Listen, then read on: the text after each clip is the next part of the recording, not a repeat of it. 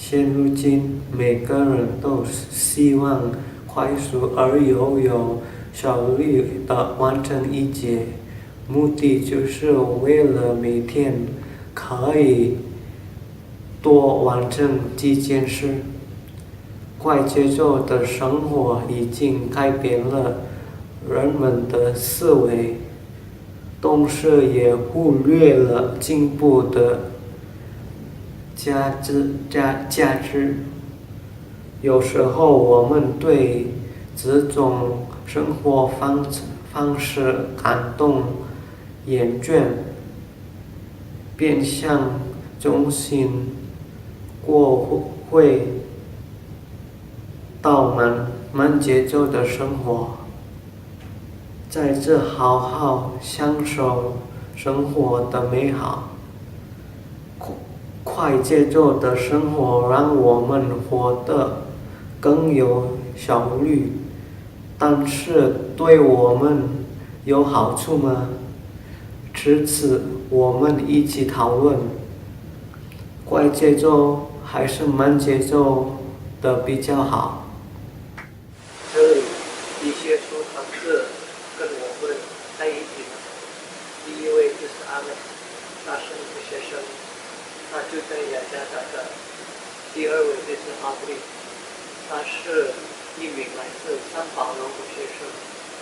第三位就是 Christika， 他是社会学家。你们好。好。好吧，我们现在开始。第一个问题就是，你们觉得慢节奏的生活怎么样？今天是你的主见。对我来说，我自己觉得慢生活才合适我，因为我现在是移民学生，同时也在咖啡馆兼职70年，每天都非常干，觉得自己的生活节奏比较快。我也是一名学生，但是我喜欢慢慢做事情，因为这样才能是你可以专注于一件事，所以我觉得慢节奏的生活可能让我享受和放松。慢生活。好吧，现在我们可以看有两种不同方的看法，关于生活的现象。那你们？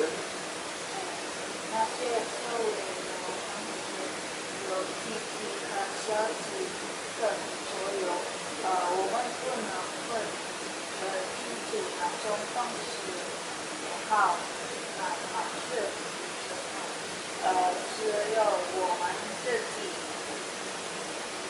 知道哪种适合我们的生活。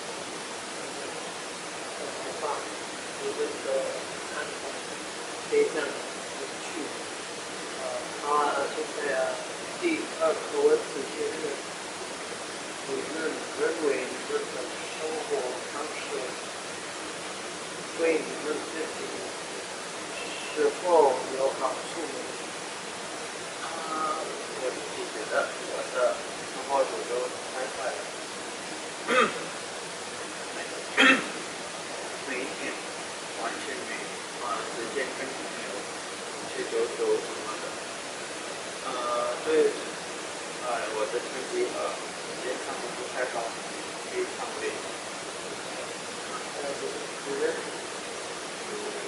我时常看人活得那么快，然后现在他们已经成了一个成熟的人，对我来说，还蛮多事情我不太好。把这些大学生他们的一些也有觉得看法。对我来说，一直都必须有设置，无论快生活节奏，还是蛮少过节奏，对我们的生活都需要我们自己才能知道我们的生活适合哪种情况。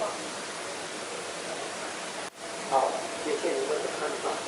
那从这个讨论，我们可以得到一个结论，就是一切都要保持不好，可以搞教育的方式，但是也要注意